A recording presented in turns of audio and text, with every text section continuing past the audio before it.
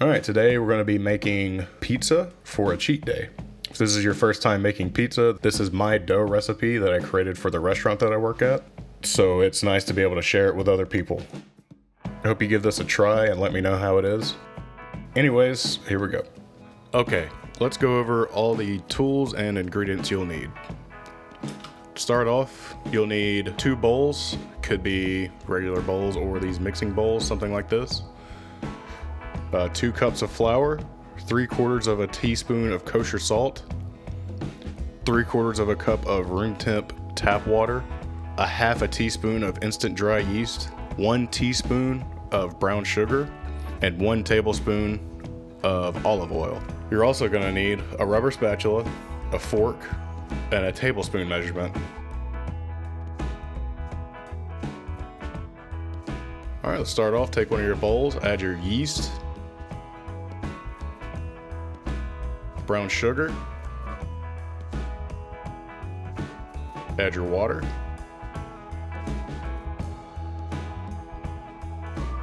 and then your olive oil.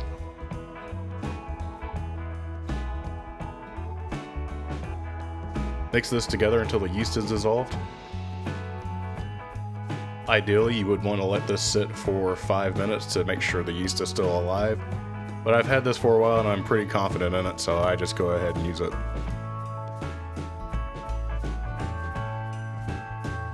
Grab your other bowl. It's time to put in your flour and your salt and get that mixed very well.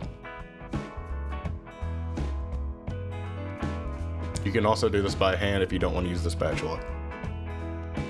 Alright, make a little well for your yeast mixture. Pour that in and then realize that the well was completely useless and pointless.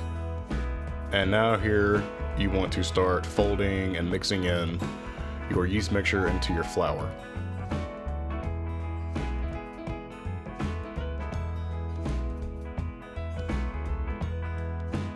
You want to do this until it becomes a shaggy dough that kind of looks like this. Once it looks like this, put down some extra flour on a clean surface, dump this out into the table, and begin kneading.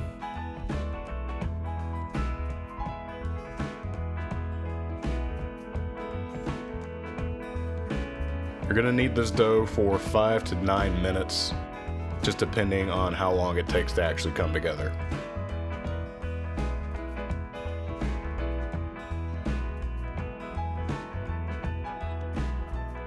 What you're looking for is the texture to smooth out, and when you pull it apart, you can see the gluten structure starting to form. This isn't quite there, so you need to keep kneading.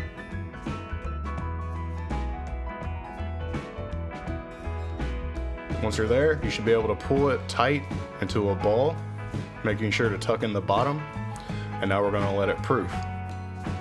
The dough should feel tacky but not sticky at all.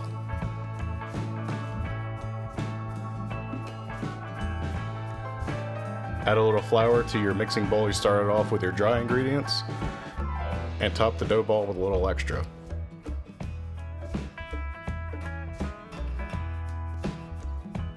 Cover it with plastic wrap, and we're going to let this sit for 1 hour.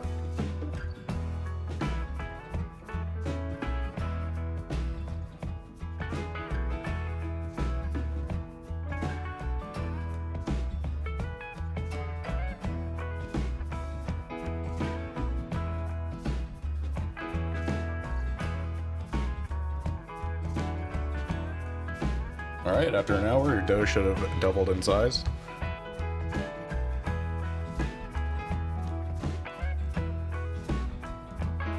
Take that out, put it onto a clean floured surface. And then you want to shape it into a rectangle or as close as you can get to it so we can portion it better. Cut it in half. This will give you 2 12-inch pizzas. If you look here, you can see the yeast is activated and it created air bubbles.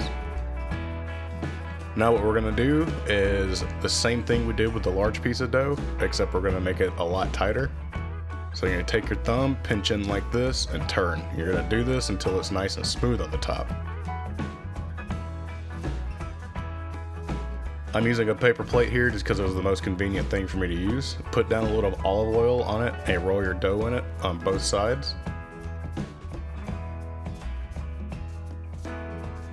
And then wrap it really tight with plastic wrap because you do not want air hitting this, because we will be letting this ferment for 3 days.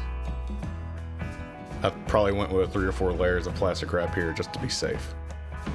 If you leave it in your fridge uncovered, it will very quickly form a skin because it's not a very high hydration dough.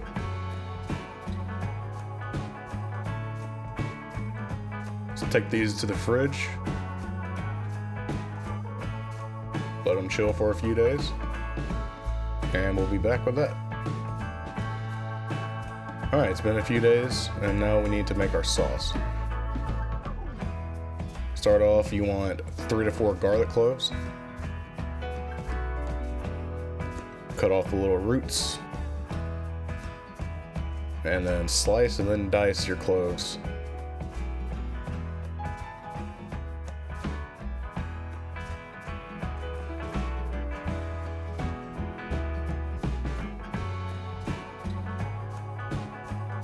Get a good mince on it.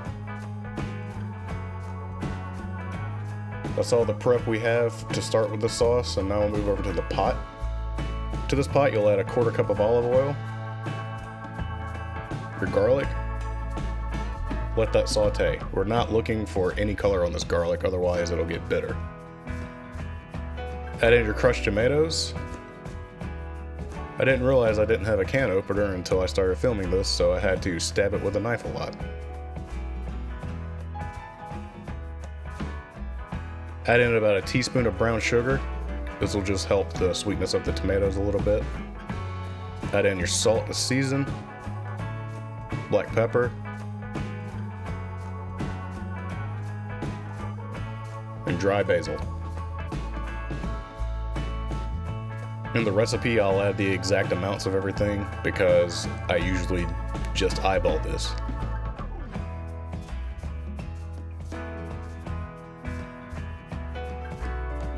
Alright, give it a taste. If it's seasoned the way you want it, you're good.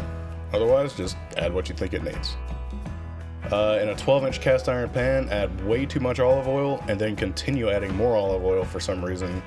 And then add your dough, realizing your mistake and looking at how covered it is. Go with it anyways. Basically, you want to stretch your dough out to the edge, and if it's like this and it won't reach the edge on the first try, just let it rest for a few minutes and the dough will relax and you'll be able to get to the edge. Add 1 to 2 big spoons of your sauce and spread it out evenly.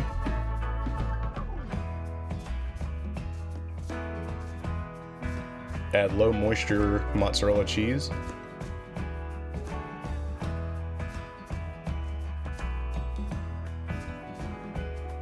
This one has mushrooms and pepperoni on it, so add as much of that as you want.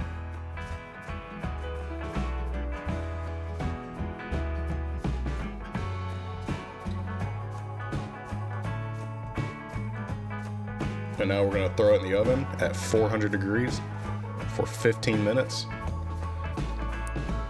After the 15 minutes is up, you will put the broil setting on and let it go for another 3 to 4 minutes until it's brown on top. When that's done, and you pull it out, it should look similar to this.